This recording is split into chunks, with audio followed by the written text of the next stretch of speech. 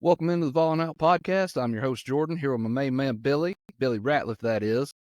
We're going to recap the Kentucky game from last Saturday night and do a preview of the Cowbells coming to town this weekend for homecoming. So, buddy, you ready to get down to it?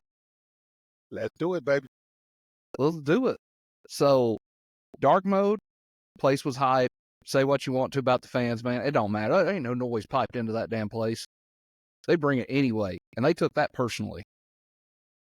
Man, when I say personally, I love it, man. I mean, like, you're talking about the blackout. God, man, it was beautiful, man. I mean, the stage was unlike any other situation I've ever been in, man. Like, I've been in a lot of situations where the fireworks were popping, fireworks shows, anything, but the show they did for dark mode, oh my Dude, God. that Power T lit up, dude, by the band. That was sick. I couldn't even disgusting. imagine being the away team, the hostility of it, just coming in that type of situation. I don't care who you were, man. I mean, even if it was Bama, Georgia, they came in that situation, you got to be shook. Like, oh man, this is, even if they're not shook, they on the wow factor, so they already off the game right there. Right? I seen a video floating around Facebook of Kentucky walking out of the tunnel over there. That's all they were doing was walking out of the tunnel. They were like, okay, all right. So this is what we got tonight, you know? I do want to give Kentucky credit on one thing, though. I don't like much about them. Those chrome helmets they had were pretty sick. I like those chrome helmets. They're slick, buddy. They're slick. Hey, me and my boys are saying the same thing. I was like, "Ooh, I think they did it on purpose to counteract dark mode, because when the light hit that reflection of those helmets, oh man, it was like, ting. I like them. Clean. That was probably my favorite helmet of an opponent this year already. Yeah, I would agree with that 100%. So, get down to the game here just a little bit. Also, do want to note, our boy Gerald Mincy sat out the game with Poseidus after running his mouth all year long. All year long. Didn't play. What like you said last time on the show, buddy, just trying to stay relevant. Relevant. And he's very irrelevant. Standard. We seen where the standard was at Saturday night. Man, I'll tell you what, though, Kentucky come out with a decent offensive game plan. I mean, first play of the game, they took it 50 yards. You know, only play, that was only the fourth play of 30-plus yards given up by the defense all year. So that was pretty. Defense, Kentucky came in with a great game plan, man. I wasn't expecting them to come in like that. I was expecting them to make some mistakes early, and we can kind of like get up real quick and kind of slow play it and let Sampson drive it down their throat the rest of the game. But Kentucky, everybody has a game plan for the Vols this year. Yeah, man. I mean, that's how you know you're where you want to be at. Got to shout out Will Brooks, though, dude. That kid, man, walk on, like, geez, dude, he's a ball hawk. He finds that thing and he does something with it when he gets it. Ended that drive though with a goal line stand. I mean, you got to chip away at that defense and hit them with some body blows, and they can withstand quite a bit, man. I mean, they've done it all year long. They had a couple of nice goal line stands in this one, I thought. Yeah, they did a good job, man. Did a good job. I'm just they doing what I call it. When people say feel like 98, they do what it takes to win, man. Like, it may not be pretty, but they're getting the job done when it's tied. Yes. And I like that. And like I said in the previous shows, the rest of this season, it's not going to be pretty. I think that this coming up weekend and our homecoming game will be the only two games that we'll probably get a chance to see the fireworks all game, where there'll be a lots of points scored. Yeah, absolutely. I would agree with that 100%. Same story, though, it seems like for the last three games at least, every week. Nico comes out looking sharp, throwing the ball. Looked good. He started that opening drive, 5 for 5, moved it down the field. Couldn't finish the drive, though, but come up empty-handed. Max Gilbert, he missed field goals. I mean, and he's been pretty sharp all year. Just if we can finish off that opening drive with something every week, that's going to change the dynamic every game, I feel like. And I don't feel like we're going to be playing some of these closer games. Now, 2 weeks from now in Georgia, yeah, that's going to be a close game. It don't matter how that opening drive goes. But yeah, That's gonna be It tough. just seems like something always happens on that opening drive where that puts us behind the 8 ball, and it's like, come on, guys, you got to get past that because those opening drives are surgical, man. They're well executed, everything's there, on point. It's just they just don't finish them. Well, that's a mental situation, that they have to get that in their hearts and say, we're going to do this no matter what. They got to get it to the point where everybody's on the same pace. Everybody has to be perfect. No one can make a mistake. And when you have those type of drives, you got to finish them, no matter what it is. Are we kicking a field goal or whatever? We still got to finish it. And I think at the situation when missing those three, I think out of the second one that we missed, I think we should have went forward on that next one just Yeah, because you got to put him on a situation where now he's thinking like, man, the next one I miss, they might have gone bench me. And right. and that's what's got to happen. You got to put fear in these kids' heart. Let them know that you're not the only one we got. And I don't know if we even have a backup guy. Throw Jackson Ross out there. Kid's got an iron boot. No, I'm just kidding. I know punt and kicking's two totally different things, but I'm with you there. I did think that there was a couple of those that he kicked that I was like, just please go for it. Fourth and less than 3, just we can get 3 yards running the ball. Do it, especially the way the defense plays. That gives you a little bit more leeway on fourth down. But, nonetheless, after he missed that first one, Kentucky goes down, hits a perfect seam pass to the tight end, score. That was the first quarter touchdown all season the Vols have given up. Yeah. Yeah, it happens. You knew it was going to happen. Nothing. That's not a streak I don't think you're going to keep all season. You know what I mean? Well, gosh, man, I don't know if it's the situation where we keep knocking out their quarterback and the backup comes in and shot it on us. I don't know. I think we may need to stop taking the quarterbacks there because that's a history of my balls, man.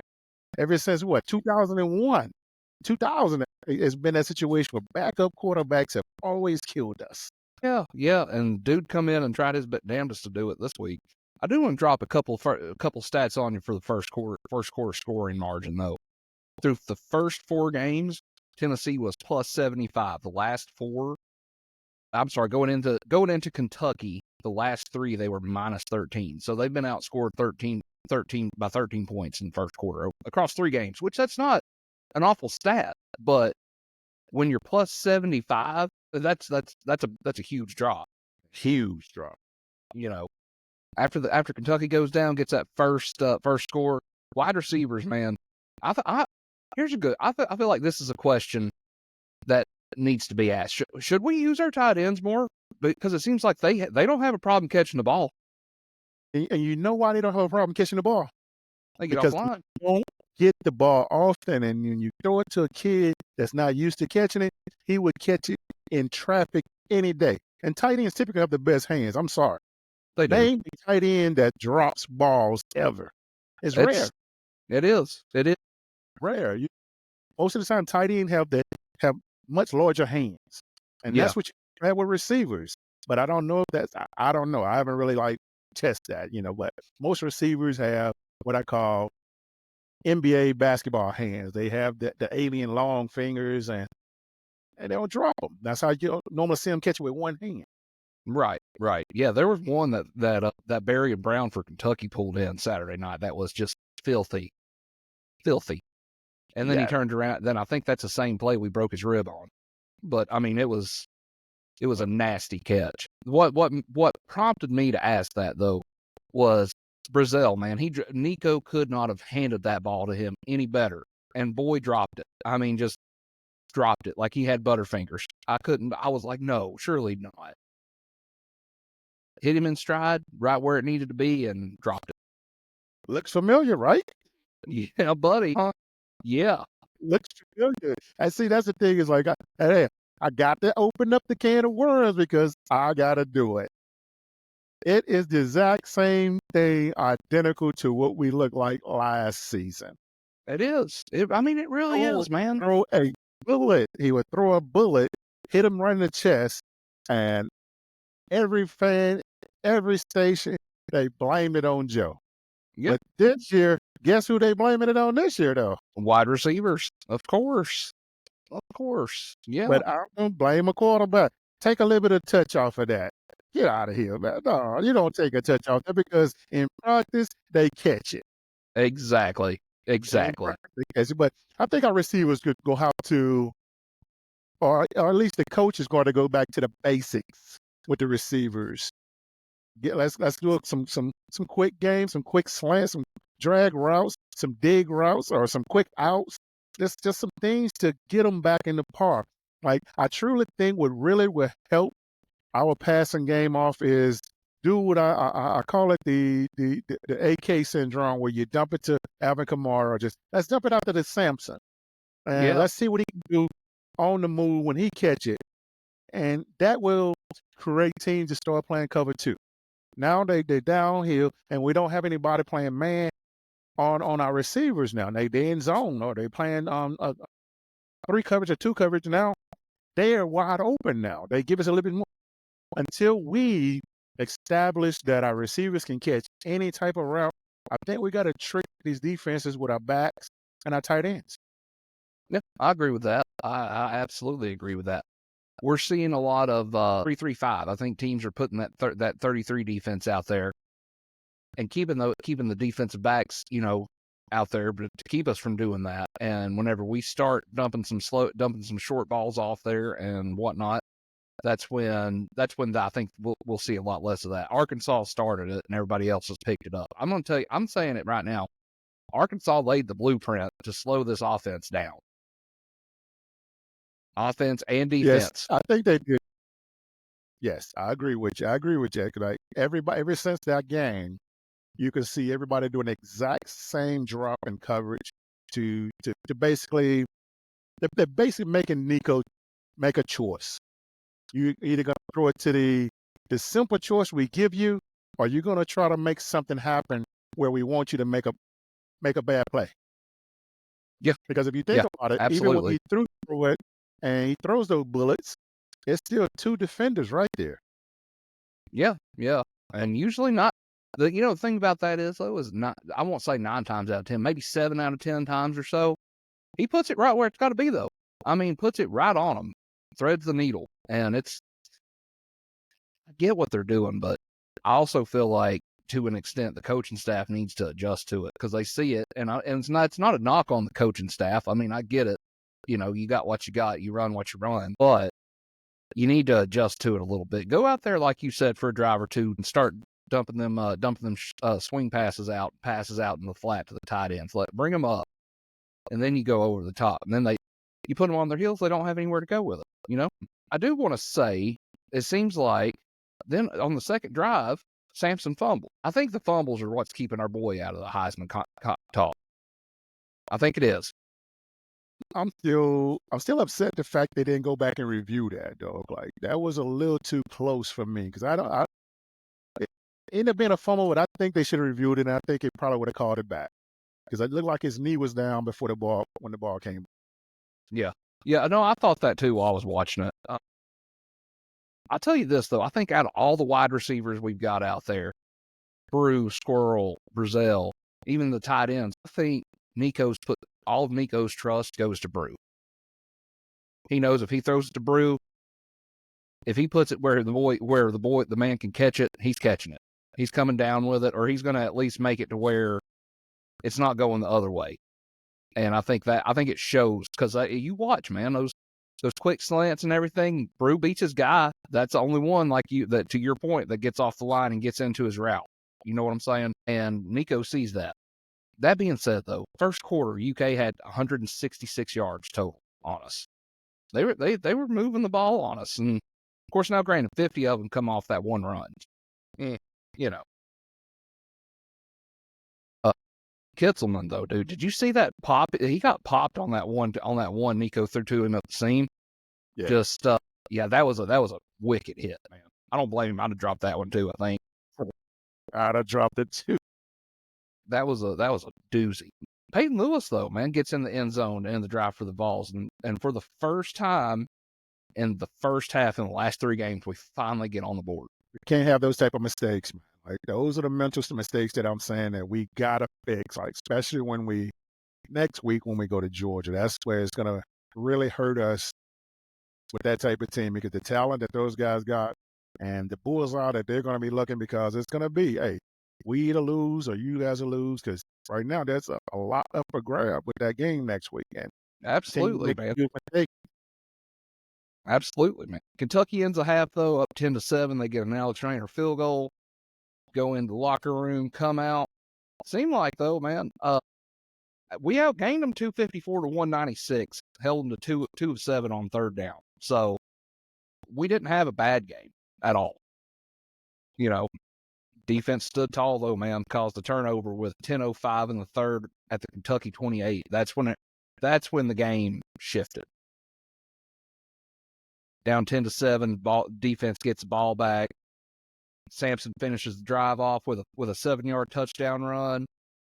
First Vol ever to score a rushing touchdown in 8 straight games in a single season. Which, with some of the backs we've had, that's shocking. Hey, he's doing his thing, man. I'm enjoying the moments that he's doing, man. Like he's doing something that no other running back has ever done in UT's history, man. And we have a long season to go. So you talking about a record that's gonna be tough to break. Yeah. Especially when these receivers come in next season and they're licking their chops to score touchdowns. Running backs gonna have that option come next season. There you go. Absolutely. Will Brooks, though, man, we talked about him earlier. He snags another interception, on the season. He's only had 3, but buddy, when he gets one, he takes it. He takes it the other way, son, for a good bit. You know, he got 67 yards on that one on the way to the Kentucky 10. And look, and everybody was like, "Oh my dude, look like why he have no pull away speed?" I said, "He did have speed. The man been on the field all game. He's tired. I don't He care." had enough in him to take it 67. I'm like, prime time would have been tired on that. Right?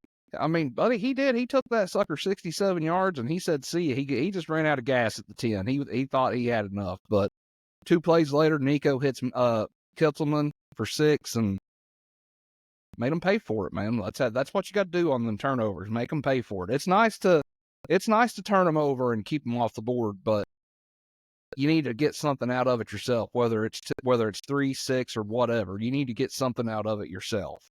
You know? And that's what I like about Will, man. Like he's doing things that gets you recognized when it comes to be draftable. Yeah. You start thinking about these awards and stuff, and of course, I mean, he won't get the walk-on award because I think he's a graduate or something like that. But he needs to be part of that. Like even when it comes to the Brandon Burswick Award for the Yeah.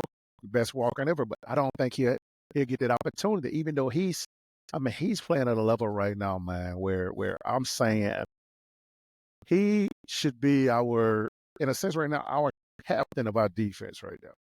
Yeah. No, I would agree with that absolutely, because with Keenan Peely gone, that hurts. That was the captain, so to speak. You know what I mean? He was out there. He knew where everybody's supposed to be at. Physically, the man can be replaced, but mentally, you've got to have a guy there. You know what I mean? But you talking about God, man. We haven't had a physical specimen of a linebacker that looked like him, and I can't tell you how long, man.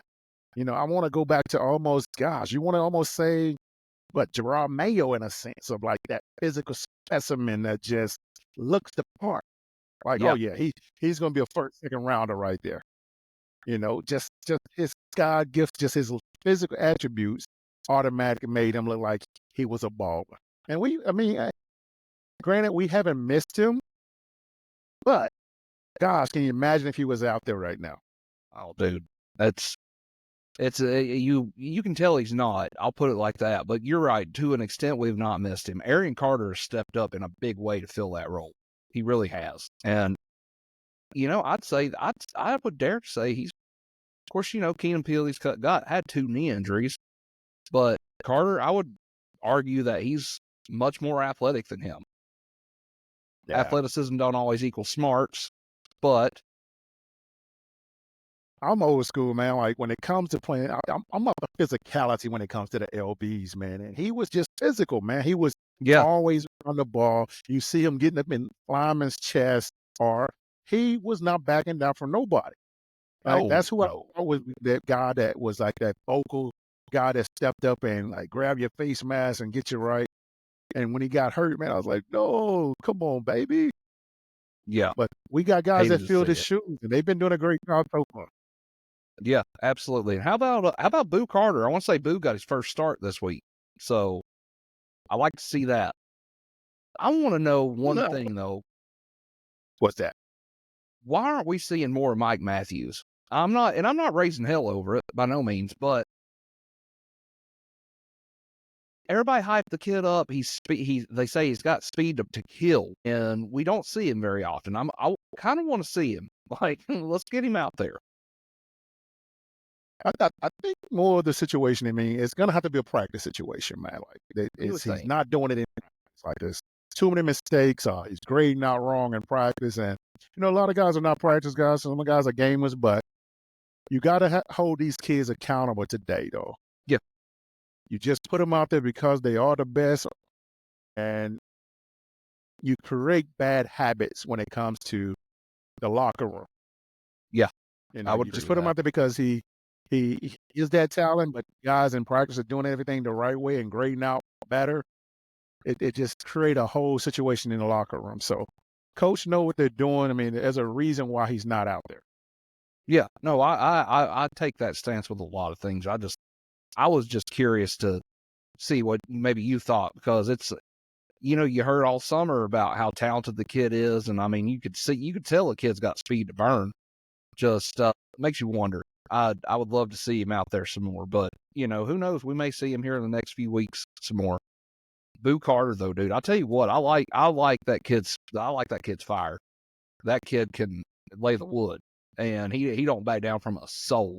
He's like, you want some, come get it. I can't I think I heard about it. Somebody was telling me about Matthews, and I went back and I was trying to remember him in the summer, like to see who the kid was because I didn't remember until I heard about him. Right. And I remember because he was whoa, he got you said it right, he got jets. Yeah. And somebody else that I was kind of missing that I was wondering why they haven't played him on offense is Boo Yeah. Boo Carter. Yeah. Like he's an athlete, and like most of the stats that I saw him on high school was from playing offense. Yeah. Punt Yeah. They've returns and got stuff like. him.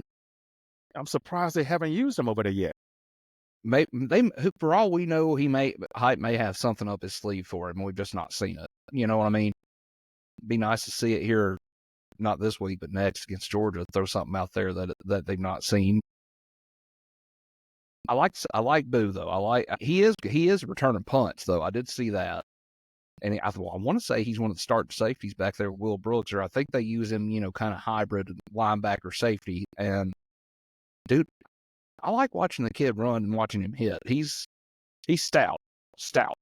So, but let's get back to it here with this Kentucky recap. We got we go down. Kentucky goes down back with a 6-play 75-yard drive with a wild. That's that wild catch, buddy, that we were talking about earlier. It was actually Macklin. Macklin caught that for 32 yards to cap it off. Kentucky goes for 2, misses it, closes it out the third quarter 21-18. We swap punts, and then that offensive line just imposed its will. 13-play, 91-yard drive, go up 28-18, eat about 5 minutes off the clock. Sampson gets his 19th rushing touchdown, breaks that 95-year-old record we've all been talking about, and that's pretty much all she wrote me. Right there, I still love what the guys did to help Sampson get in the end zone Yes. where they came. And see, that's the part that I wish they did more of. We seen more of it, or the help part of like not seeing so many guys stand around and watch it about it. Everybody else do it. Yes. And when you saw your QB come in and push the pile, I was like, okay, I see you, Nico. I see you. And the He come crowd in and went put the wild. wood on it, son. Yes. I liked it. I loved it. Okay, so let's talk about this though. In your eyes, what's the one thing keeping D-Samp out of the Heisman talk right now, If other than he the played logo on his helmet? for any other school other than the Volunteers, the world do not like Tennessee, man. And I'm being honest with you, man. I mean, like, there's no reason for him not to even be qualified for it. Yeah, He got stats, he got the touchdowns, he got what they call the attributes that caused the whole hype of the Heisman Trophy. I agree with you He 100%. he's SC. Uh,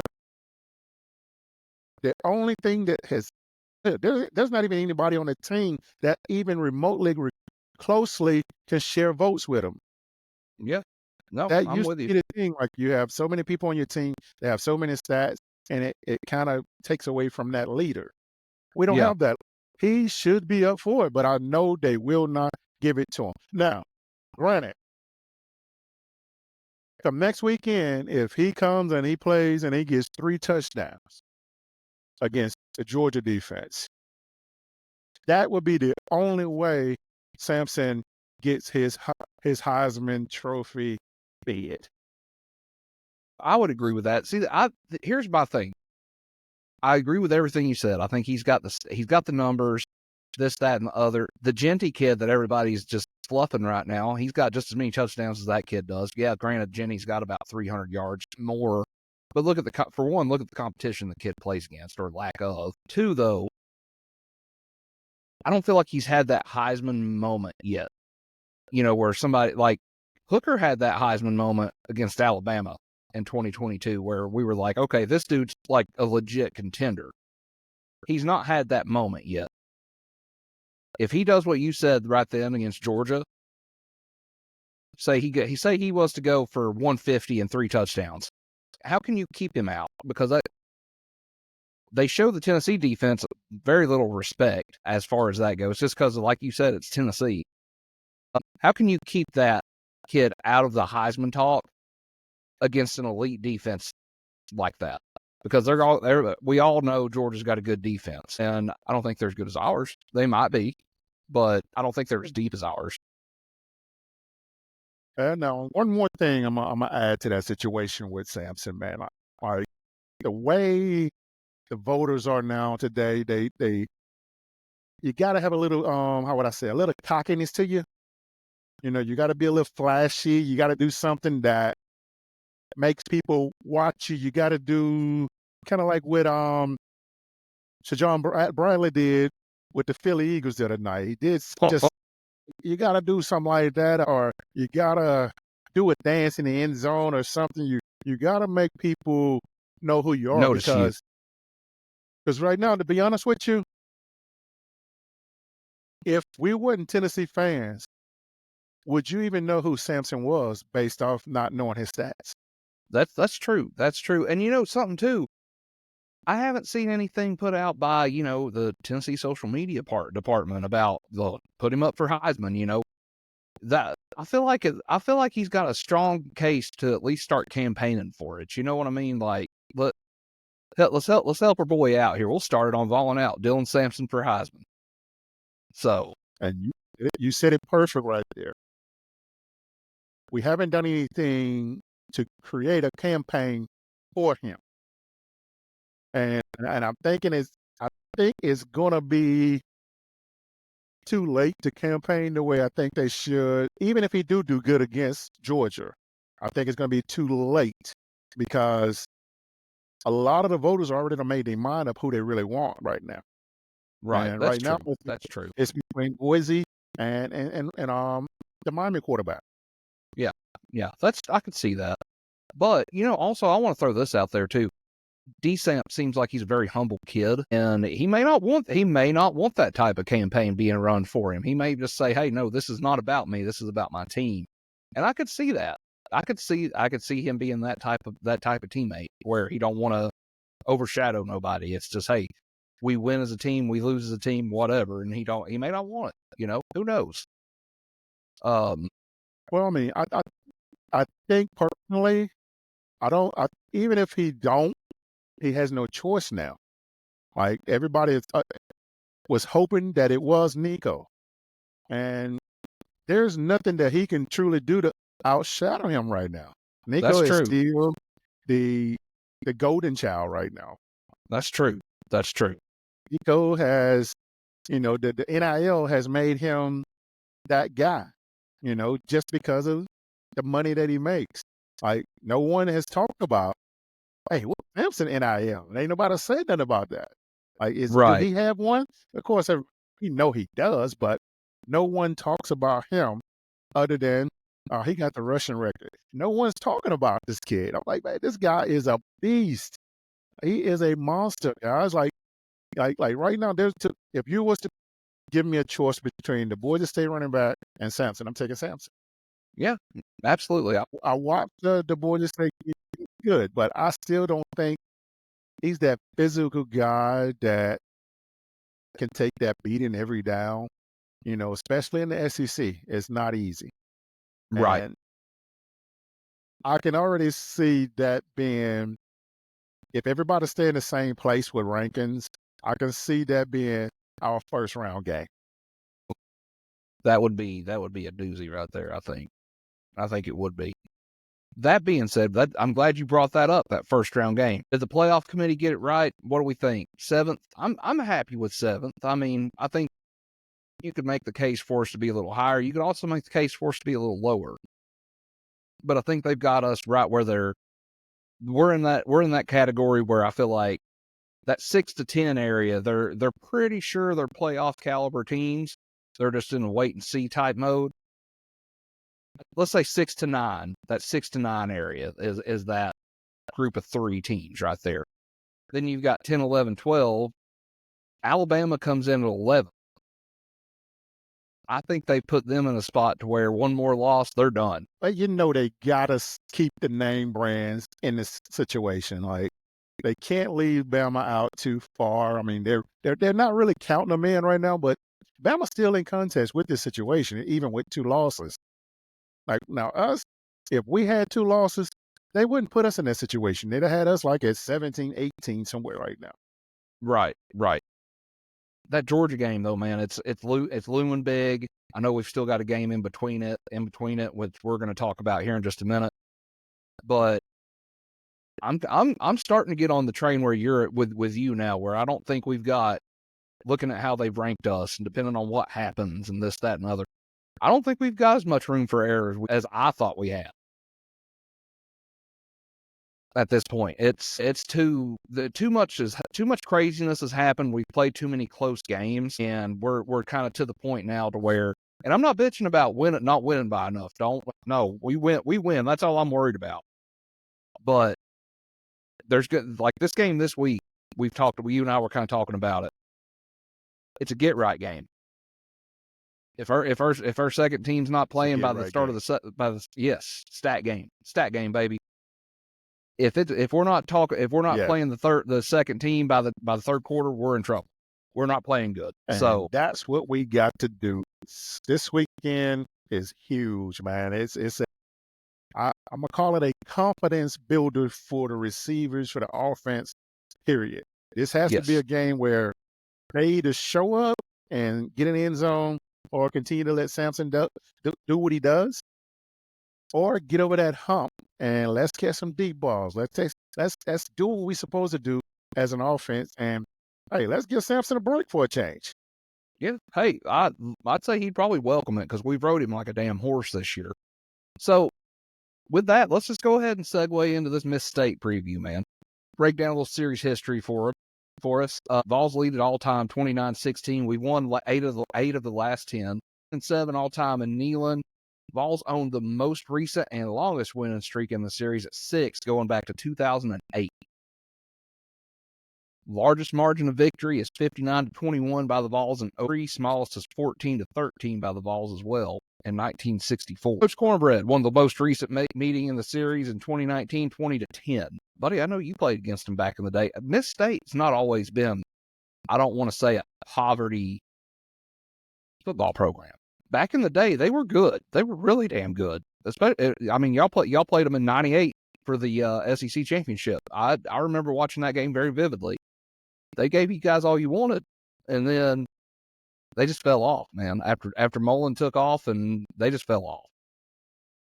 Huge drop off, man. You're talking about a program that used to winning. I mean, they've never been really a losing program, and they've always been in the shadows, no matter what it was.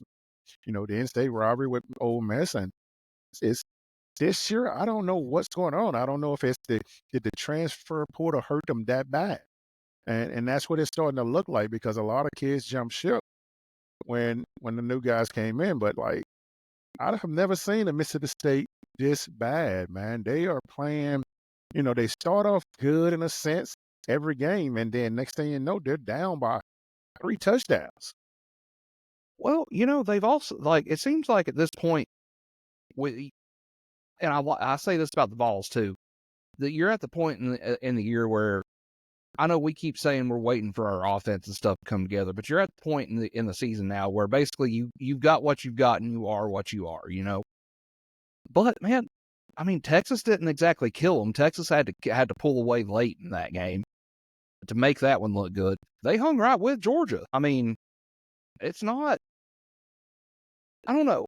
I think what worries me about this game for Tennessee, we come in, we're 7-1, playoff ranking just come out, we're number 7 in that. We don't have anybody really hurt, which is a good thing.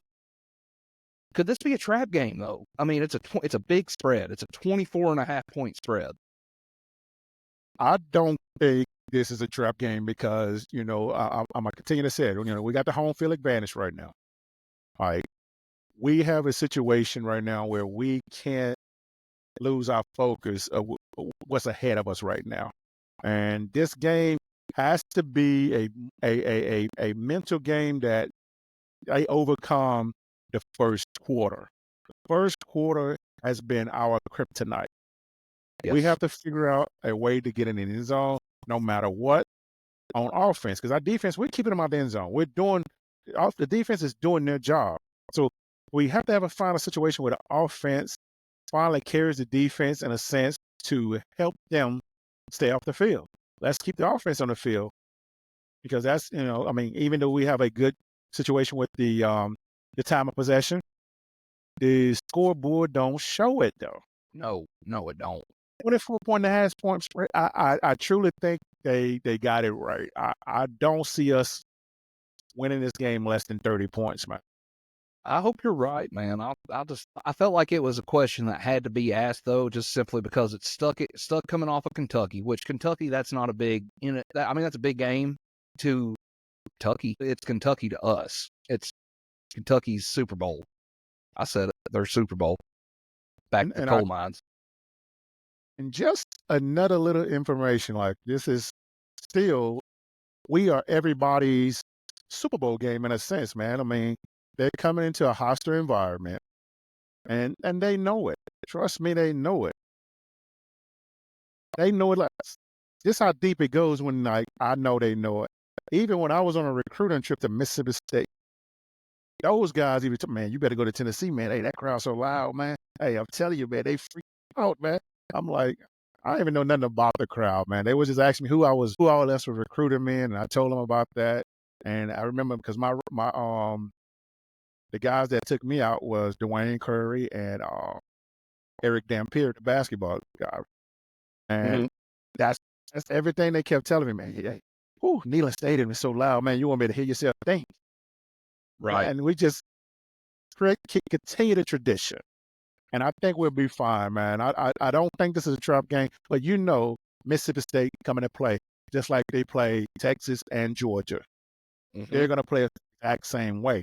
But I think the defense that we have will beat them up enough to understand that this is not the game to even stay close, guys. Right. Well, they're coming in, they're limping in 2-7, and they've lost 4 out of their last 5. The football power index on ESPN, it's a 94-6 chance to win. I mean, like 94%. In other words, you can almost bet on Tennessee winning this game like the sun coming up tomorrow. You know what I mean? Is this a late game or early game? Oh, it's another late game, brother. Another late game. Yeah. Well, they keep doing it. And they've announced the Georgia kickoff as a 7:30 game. You and I called that one a couple weeks back. I'd say game day's there. 7:30. Wow, man. Gosh, why are they doing us like that, man? Hey, We do get a break against UTEP. It's a 1 p.m. game. Yeah, but that game is that's a give me, man. Like our kids Stat want to game, celebrate wins too. right? So I did jot down a couple names to watch for us here this weekend. Michael Van Buren, the quarterback for Miss State, 97 of 170 on the season, 1,323 yards on the year, 9 touchdowns, 4 picks. Don't think he started all year, but he's been playing good ball. Their running back, he's got Devon Booth, 104 carries, easily 472 and 3 touchdowns. That's cute, ain't it? So How was the receiver they have? I think his name was like Coleman or something because I know he's supposed to Kevin be pretty Coleman. good. Kevin Coleman. He does have a solid stat line. He's got 57 catches on the year for 688 yards and 5 touchdowns. He gets 12.1 yards per catch. So they get him Yeah, because rolling, we might be in he's trouble. Yes, yeah. As long as we get to the quarterback, we'll be fine. I'm worried that's about it, that. buddy. JPJ, let him eat for a half. Also, want to put it out there. They are averaging losing in conference play by 18.5 points. So they're getting smoked in conference play. They also average 24.2 points in conference play. So, total on the year though, they average 143 rushing per game on 255 attempts. 143 rushing per game, 3.9 yards per carry. They do have 15 rushing touchdowns on the season. So when they do run, they get that 3.5 yards a carry that you want to see, but they don't do nothing with it. It sounds like 255 yard passing per game, 17 touchdowns on the season passing, 98 yards total offense is what they average. I'd say we cut that way down this week. I'll be surprised if they hit 250. Well, I hope not, man. I hope the goal for defense and in my standard, even when I was then like 299 yards or less, if you can come out with that, typically you're going to do a great job and you shut them down. Yeah, absolutely. So a couple of notes, keys to the game, at least in my opinion, for the Vols. We got to get off to a quick start. Last 3 games started with a great opening drive, but come up empty-handed. I think that we come out and set it off early, get 7 on the opening drive. The rest of it, it's cream cheese, son. Cream cheese, And I'm so with you there. We got to come out hot. We can't stall at all, man. We got to come out, and I'm talking about jump out 21-0 and keep the pedal on the metal. Don't let off and Yes. keep going. Absolutely. I do want to shout out my buddy Jordan Moore on this because he texted me the other day and he sent me this stat, and I was like, wow. In the last 4 games, Tennessee has had 10 trips inside the opponent's 35-yard line in the first half. How many points do you think we have to show for that? Not many. 7. Wow. Really? Yes. Wow. Oh, wow. So that's something we gotta fix for sure. Also, we kind of touched on it too earlier. Last 4 games, Vols are plus 75 in the first 4 games through there. I think that was due to the lack of competition, though. Let's just call it what it is. I mean, UTC, Kent State, Kennesaw State, whoever it was, Kent State, whatever, NC State, and Oklahoma. Plus 75 in the first quarter through first 4 games. Minus 13 in the first quarter of the last 4. And I don't know. Like I say, lack of competition, I think, skews that number quite a bit. But it's still an issue, and we've got to take care of it. This game in particular, like the offense is sputtering a bit, but it's taking a step in the right direction, and they're baby steps, but they're taking steps in the right direction. But man, you and I were just kind of talking about it. If we're high, this is a get right game. I'm not letting up. If I can beat this team by 70, I'm doing it. And that's what we got to do, man. We can't, no mistakes.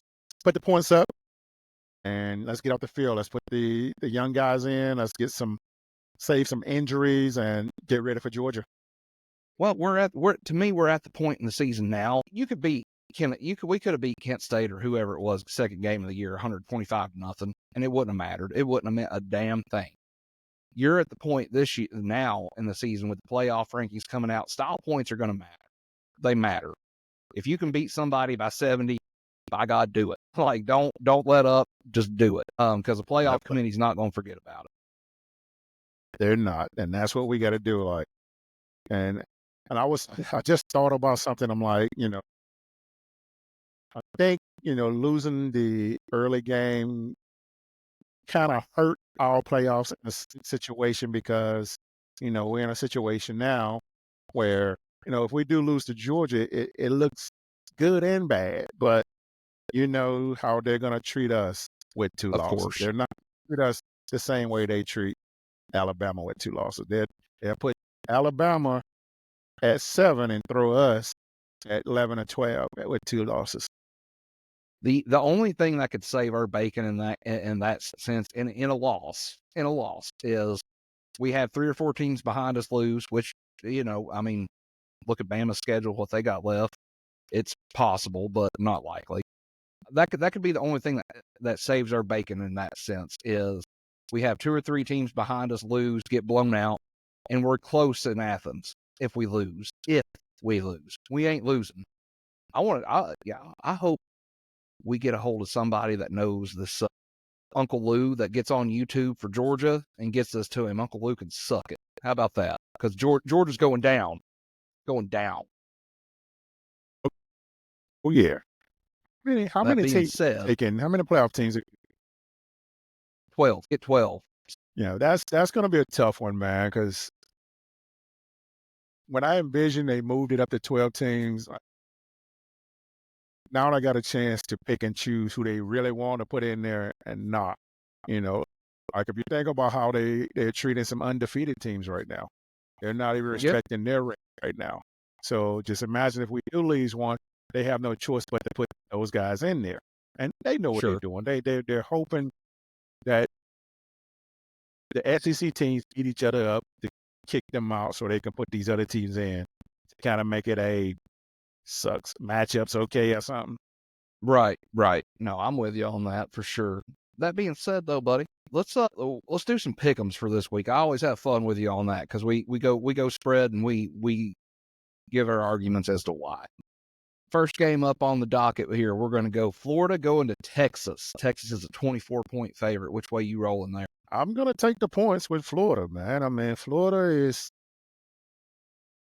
they're kind of doing that, how would I say, the Mississippi State thing in a sense where they come out and they're playing some good ball, man. Because last week, Florida probably should have got that game, but If they Lagway did don't what get hurt. They played as if they were going to keep that lead instead of keep on pressing, and score, make it harder on them to come back and win that game. So I think Florida has kind of found their identity now. And I think those kids are in a sense, tired of getting beaten around like that. And now that, this stretch with these top-ranked teams, it makes it better for them. And now they know how to compete against these guys. So even though Texas is going to be a high-ranked team against them, I don't think Florida's going to back down from them. They're going to still say, welcome to the SEC. Keep in mind, DJ Lagway got hurt in that Georgia game. He's done for the year. They're playing, I think a walk on quarterback from Yale now. So it's going to be, if Florida's going to do anything with it, they're going to have to muck it up. I think, as I hate to do it, man, I think I'm going to take Texas to cover. It's hard. I watched that dude last week struggle, man, and I don't know. Texas has got I don't know. We'll see, but it's good to be split on that one because I don't know that we will be on this next one. Number 2, Georgia, 2.5 point favorites over our buddy Lane Kiffin and the number 16 ranked Ole Miss Rebel Black Bears or whatever it is they are nowadays. Woo, hey, I'm gonna take the Land Sharks, man. Those guys are playing. They're flying around to the bar, man. I'm looking at the upset this weekend, man. Like this is the weekend of those close spreads, top ranked guys. This is Ole Miss's season right here. It's gonna make or break them in this situation. And the point spread tells me enough that they are respecting the Ole Miss team. And you talking about me? When I say the next best defense in the SEC, I'm gonna have to go with them. They're doing a great job of slowing people down. Um, I don't think they still give up some big plays, but I think that defensive line will do enough to help them be successful and win that game. You know what? I'm going with you on that one. I want to see it. I want to see it happen just because we need it to happen for one, but we don't necessarily need it. But it's always fun watching Georgia fans meltdown. Plus, it's a 3:30 game. Gives them time to get crunk in the Grove. So I'm with it. I'm down with it on that one. I'm gonna go with you on that one. Next up, Michigan traveling to Indiana. Indiana is a 14-point favorite. Whoa, that's a lot there, man. That's a slap in the face. And I mean, everybody's thinking this. I mean, Indiana, they are for real. I think they are. But you still have a Michigan team, in a sense, kind of like this Florida team. They're hungry. They got to make a play. They got to make this work. And I truly think that Indiana will smash them, man. That offense, gosh, have you seen this offense, man? This They're offense is solid, working man. like 22 team that we had, man, and they're putting up points. And I'm talking about quick, fast, and in a hurry. They're So solid, dude. I'll tell you. take Indiana to cover. Okay, all right. Just for the sake of good radio, I'm going to take Michigan in the points. I don't think Michigan gets it done though. I think Indiana closes it out late and maybe makes it a double-digit 10-point game. But I think Michigan's found an answer at quarterback now. They were having a hard time earlier in the year. It's not much better, but it is a better situation for them than it was. So I think I'm going to run with Michigan to cover, not pull the upset, but I'm going to take them to cover. Next up, though, buddy, this one is kind of interesting to me because I feel like, and I like to see it, but South Carolina traveling to Vanderbilt, number 24 Vandy now, number 24, barely in the top 25. South Carolina is a 3.5-point favorite in this game. You got two teams that are competing right now at a pretty high level when it comes to playing football right now. I think Vandy gonna catch this South Carolina team on a run right now where they are competing, and South Carolina have the better athletes, I think, personally, on both sides of the ball. Vandy, they got a quarterback that got the confidence of a lion right now, and that's always tough, man, to go against with me. I'm gonna probably say I'm gonna jump with Vandy, man, just because of the fact that we're gonna need these teams that we're playing with wins in their column. Yes. I'm going with you on that one. Give me the Commode doors, not the Commodores, the Commode doors. Give them to me because we do. I think we need them to win until we play them, and we need to get it. That would be a good top 20 win at that point because I don't know. Depending on what happens, they could be top 15. Hell, it's been wild this year. You just never know, man. Personally, outside of our own game this weekend, the next one up is the game I'm looking forward most to. Number 11, Alabama, 2.5-point favorites, traveling to Baton Rouge. Play LSU, ranked 14th. Which way you running on that one? Gosh, man, it's getting tougher and tougher every week, man, and I It can is. see, it's always a tough place to play in Death Valley, man. What time is that game? That is, let's see here. I can tell you right fast, sir. 7:30 on ABC. Lord have mercy. You gotta go with the Tigers of that, man. Anytime you play in Death Valley at night, it is a loud and it is rocking. It's just like kneeling, man. And to be honest with you, Yes. it may be a little louder because how that dome is shaped. And God, I wouldn't want to be Bama going down in that hostile environment this weekend, but that's going to be a dog fight. I still think that this Alabama team is struggling to stop people on offense, man. They don't have those dominant DTs that I'm used to seeing at Bama. So I'm going to go with LSU, man, with this game. I'm riding with you, dude. I'm riding with you. Yeah. Nick Saban ain't walking through that locker room door for Alabama. I don't think Kalen DeBoer can handle this one. He done well handling this one up here as far as, having them ready and stuff, but I don't think he's going to be ready for this one. I want to see Brian Kelly put one on him. I'd just do it. Put them out of their playoff misery. Do it. And also, I mean, this kind of, to be honest with you, Kelly got to win this game, man, because, I'm talking about him losing 3 games. You're talking about people knocking on your window telling you it's time to make an exit visit because in the SEC, when you're used to winning, oh, man, your time is on the line when you start getting to that 3-4 losses. Yeah. That gets you out real quick. You have damn swamp people down there knocking on your window down there. You can get out of here, boy. It's going to be time. Here's one thing, though, about that game. I've pondered on it because I'm like, man, I want to see Alabama get beat. But is it one of those games where it would actually benefit Tennessee if Alabama wins this game? Being on the road, top 15? Well, so this is what I say about that because we have a better chance of if Bama loses that game, we know they're going to win out. Right. So that's going to help us because it's the end of the season, and that's what the voters going to remember seeing is those last games. They're not going to remember that. They're going to see LSU still winning because LSU's schedule is a little bit easier. So I think when we see that makes it all looks better when it comes to us with the playoff situation. Good point.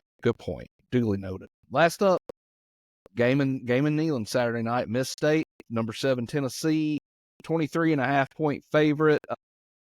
I don't know if I want to touch the spread on this one, but I do know that the over-under opened at 62. I'll take the under because I don't think Miss State puts up that much. I don't think they will, but this is what we're going to get when it comes to the Mississippi State situation. They're going to depend on our backup guys scoring points or slowing them down. I can see us being up right at 49-10